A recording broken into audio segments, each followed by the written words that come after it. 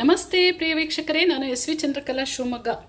ನೀವೀಗಿಲ್ಲಿ ನೋಡ್ತಿರೋದು ಅಶ್ವಗಂಧದ ಒಂದು ಸುವಾಸಿತ ಹಾಲು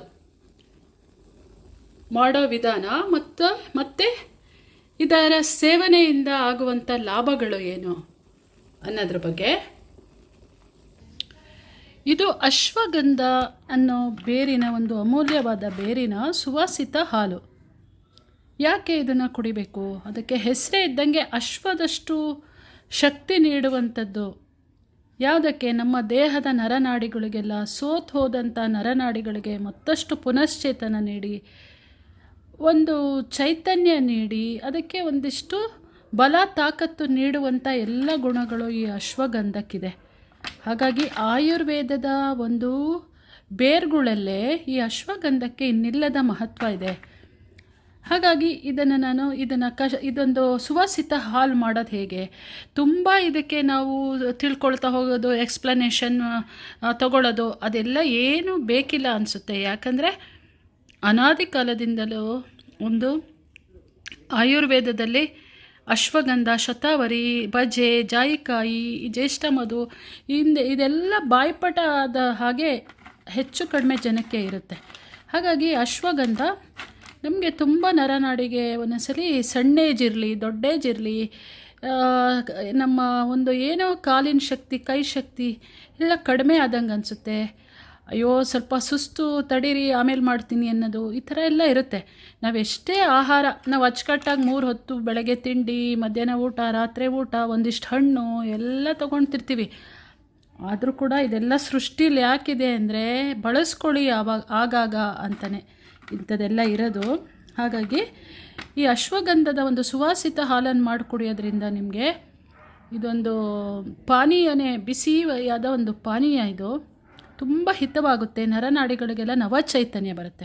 ಮಾಡೋದು ಹೇಗೆ ಅಂತ ನಾನು ಹೇಳ್ತೀನಿ. ಈ ಅಶ್ವಗಂಧದ ಬಗ್ಗೆ ಹೇಳೋಕ್ಕೋದ್ರೆ ತುಂಬ ಹೊತ್ತಾಗುತ್ತೆ, ಅಷ್ಟೊತ್ತು ಬೇಡ ಮಾಡೋದು ಅಂತ ಹೇಳಿ ನಾನಿವಾಗ ಒಂದು ದೈನಂದಿನ ಕೆಲಸ ಎಲ್ಲ ಮುಗಿಸ್ಬಿಟ್ಟು ನಾನು ವಾರದಲ್ಲಿ ಒಂದು 3-4 ಸಲಿನಾದರೂ ಇದು ಮಾಡ್ತೀನಿ. ಮಾಡಿಬಿಟ್ಟು ಹೇಗೂ ಸೇವನೆ ಮಾಡೋಕ್ಕಿಂತ ಮುಂಚೆ ನಿಮಗೂ ಒಂದು ಮಾಡೋದು ತೋರಿಸೋಣ ಅಂತ. ಬರೀ ಬಿಸಿ ಇದೆ ಇದು.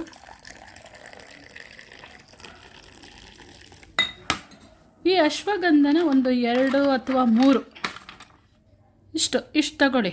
ಒಂದು ನೀವು 100 ಗ್ರಾಮ್ ತಂದರೆ ಬೇಕಾದಷ್ಟು ದಿನ ಗ್ರಂಥಿಕೆ ಅಂಗಡಿಲೆಲ್ಲ ಸಿಗುತ್ತೆ.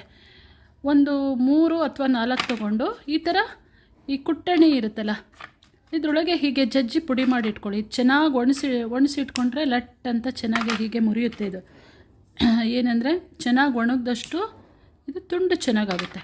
ಈ ಥರ ಮಾಡಿಕೊಂಡು 1 ಲೋಟ ನೀರು, 1 ಲೋಟ ಅಂದರೆ ದೊಡ್ಡ ಲೋಟದಲ್ಲಿ, ಇದಕ್ಕೂ ದೊಡ್ಡದಿರುತ್ತಲ್ಲ, ಇದಕ್ಕೆ 2 ಲೋಟ, ಈ ಥರ ಲೋಟದಲ್ಲಿ 2 ಲೋಟ ಹಿಡಿಸೋಂಥ ನೀರಿಗೆ ನೀವು ಇದಿಷ್ಟು ಕುದಿಯೋಕ್ಕೆ ಹಾಕಬೇಕು.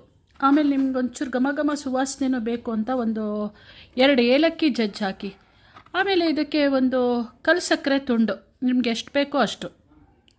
ನಿಮಗೆ ತುಂಬ ಸಿಹಿ ಬೇಕಾದರೆ ಇನ್ನೊಂದು ತುಂಡು ಹಾಕ್ಕೊಳ್ಳಿ, ಸಾಕು ಅನಿಸಿದ್ರೆ ಇಷ್ಟೇ ಹಾಕ್ಕೊಳ್ಳಿ. ಅದು ಯಾವಾಗ ಹಾಕಬೇಕಂದ್ರೆ ಅದು ಲಾಸ್ಟಿಗೆ ಹಾಕಬೇಕು. ಫಸ್ಟು ನೀರಲ್ಲಿ ಬರೀ ನೀವು ಇದನ್ನು ಕುದಿಸ್ಬೇಕು ಚೆನ್ನಾಗೆ.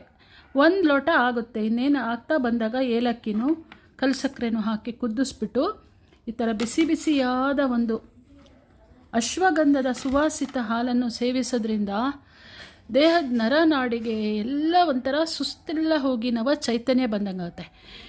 ಯಾಕಂದರೆ ನಾವು ಮಾಡೋ ಕೆಲಸದ ಮೇಲೂ ಡಿಪೆಂಡ್ ಆಗಿರುತ್ತೆ. ನಾನು ಬಹಳಷ್ಟು ಗಿಡದ ಕೆಲಸ ಮಾಡ್ತೀನಿ. ನಂದು ಇನ್ನೇನೇನೋ ಸೆಲ್ಫ್ ಎಂಪ್ಲಾಯ್ಮೆಂಟ್ ಇರುತ್ತೆ. ನನ್ನೊಂದು ಸೊಸೈಟಿ ಇದೆ. ಅಲ್ಲೆಲ್ಲ ನಾನು ಹೋಗಿ ಎಲ್ಲ ಬಂದು ಜನರ ಹತ್ರ ಎಲ್ಲ ಮಾತಾಡ್ತಿರ್ತೀನಿ. ಎಲ್ಲ ಬಂದಾದ ನಂತರ ಮನೆಗೆ ಬಂದು ಕೂತ್ಕೊಂಡ ತಕ್ಷಣ ಟೀ ಕಾಫಿ ಕೂಡ ಕುಡಿತೀನಿ. ಬೆಳಗ್ಗೆ ತಿಂಡಿ ಆದ ಕೂಡಲೇ ಟೀ ಕುಡಿತೀನಿ, ಬೆಳಗ್ಗೆ ಎದ್ದ ಕೂಡಲೇ ಕಾಫಿ ಕುಡಿತೀನಿ, ಸಂಜೆ ಕಷಾಯ ಕುಡಿತೀನಿ. ಆದರೆ ಈಗ ಸಂಜೆ ಒಂದು 7 ಗಂಟೆ, 7:30, 8 ಗಂಟೆ ಒಳಗೆ ಇದೊಂದು ಲೋಟ ಕುಡ್ತೀವಿ ಅಂದರೆ ಎಷ್ಟು ರಿಲ್ಯಾಕ್ಸ್ ಆಗುತ್ತೆ.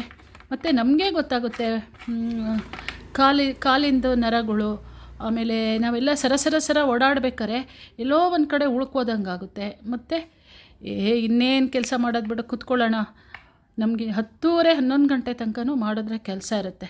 ಸುಮ್ಮನೆ ಸುಸ್ತಾಗಿ ಮಾಡೋಕ್ಕಿಂತ ಲವಲವಿಕೆಯಿಂದ ಒಂದು ದೇಹದಲ್ಲೇ ಚೈತನ್ಯ ತುಂಬಿಕೊಂಡು ಮಾಡೋದು ಎಷ್ಟು ಒಳ್ಳೆಯದಲ್ವ. ಅದಕ್ಕೆ ಬೇರೆ ಯಾವುದ್ಯಾವುದೋ ನಾವು ಮಾತ್ರೆ ಔಷಧಿ ತೊಗೊಳ್ಬೇಕಾಗಿಲ್ಲ. ಮನೆಯಲ್ಲೇ ಇರುವಂಥ ಈ ಒಂದು ಪಾನೀಯವನ್ನು ಮಾಡ್ಬೋದು. ನಾನು ಆರಂಭದಲ್ಲೇ ಇದು ಕುದೀತಿರೋದು ತೋರಿಸಿದ್ದೀನಿ. ನೋಡಿದ್ರಲ್ಲ ವೀಕ್ಷಕರೇ, ಅಶ್ವಗಂಧದ ಬಗ್ಗೆ ನಾನು ಹಿಂದೆ ಕೂಡ 2 ವಿಡಿಯೋ ಮಾಡಿದ್ದೀನಿ, ಅದರ ಮಹತ್ವಗಳು ಹೇಗೆ ಅಂತ ಎಲ್ಲ ಹೇಳಿ. ಆದರೆ ಇವತ್ತು ಎಲ್ಲದಕ್ಕಿಂತ ಅದ್ರ ಬಗ್ಗೆ ಜಾಸ್ತಿ ತಿಳ್ಕೊಳ್ಳೋಕ್ಕಿಂತ ನೀವು ಇದಕ್ಕೇನು ಹೆಚ್ಚಿಗೆ ವಿಚಾರಿಸ್ಬೇಕಾಗೇ ಇಲ್ಲ. ನಿಮ್ಮ ಮನೇಲಿ ಇದ್ದರೂ ಸರಿ, ಇಲ್ದಿದ್ರೆ ಗ್ರಂಥಿಗೆ ಅಂಗಡಿಯಿಂದ ತಗೊಂಬಂದು ಈ ಥರ ಒಂದು ಕಷಾಯ ಮಾಡಿ ದಿನ ಕುಡಿದ್ರೂ ಒಳ್ಳೆಯದು. ವಾರದಲ್ಲೊಂದು 2-3 ಸಲ ಕುಡಿದ್ರೂ ಒಳ್ಳೆಯದು. ದೇಹದ ಒಂದು ಇಮ್ಯುನಿಟಿಯನ್ನು, ಬಲವನ್ನು, ನರನಾಡಿಗಳಿಗೆ ಹೆಚ್ಚಿಸುವಂಥ ಈ ಅಶ್ವಗಂಧದ ಬಗ್ಗೆ ನನ್ನ ಈ ವಿಡಿಯೋ ನಿಮಗೆ ಇಷ್ಟ ಆಗಿತ್ತು ಅಂದರೆ ನಿಮ್ಮ ಅನಿಸಿಕೆ ಅಭಿಪ್ರಾಯವನ್ನು ತಿಳಿಸಿ. ನಾನೀಗ ಇದನ್ನು ಸೇವಿಸುವ ಸಮಯ. ತುಂಬ ರುಚಿಯಾಗಿರುತ್ತೆ. ಕಲ್ಸಕ್ಕರೆ, ಏಲಕ್ಕಿ ಎಲ್ಲ ಬೇರೆ ಹಾಕಿರ್ತೀವಿ. ಬಿಸಿ ಬಿಸಿ ಕುಡಿಯೋದ್ರಿಂದ ಭಾರಿ ಚೆನ್ನಾಗಿರುತ್ತೆ. ನೀವು ಮಾಡಿಕೊಡ್ದು ನಿಮ್ಮ ಅನಿಸಿಕೆ ಅಭಿಪ್ರಾಯ ತಿಳಿಸಿ. ಹಾಗೆ ಇದು ಏನೋ ಒಂದು ವಿಡಿಯೋ ಮಾಡಬೇಕು ಅಂತ ಮಾಡೋದಲ್ಲ, ನಮಗೆ ಇದ್ರದ್ದು ಏನು ಇಂಪಾರ್ಟೆನ್ಸ್ ಚೆನ್ನಾಗಿ ಗೊತ್ತಾಗ್ತಾ ಇರುತ್ತೆ. ಹಾಗಾಗಿ ಇನ್ನೊಂದಿಷ್ಟು ಜನಕ್ಕೆ ಇರುತ್ತೆ, ಅದು ಕಷಾಯಕ್ಕೆ ಒಟ್ಟಾರೆ ಎಲ್ಲ 21 ಥರ ಬೇರೆ ಜೊತೆ ಹಾಕ್ಬಿಡ್ತೀವಿ, ಅದೆಲ್ಲ ಒಂದಿಷ್ಟು ಸೇರಿಕೊಳ್ಳುತ್ತೆ. ಬರೀ ಇದ್ರದ್ದೇ ನೀವು ಸುವಾಸಿತ ಹಾಲನ್ನು ಮಾಡಿಕೊಡಿರಿ ಅಂತ ಹೇಳ್ತಾ ನನ್ನ ಈ ವಿಡಿಯೋ ಮುಗಿಸ್ತಿದ್ದೀನಿ. Thank you so much. ಧನ್ಯವಾದಗಳು.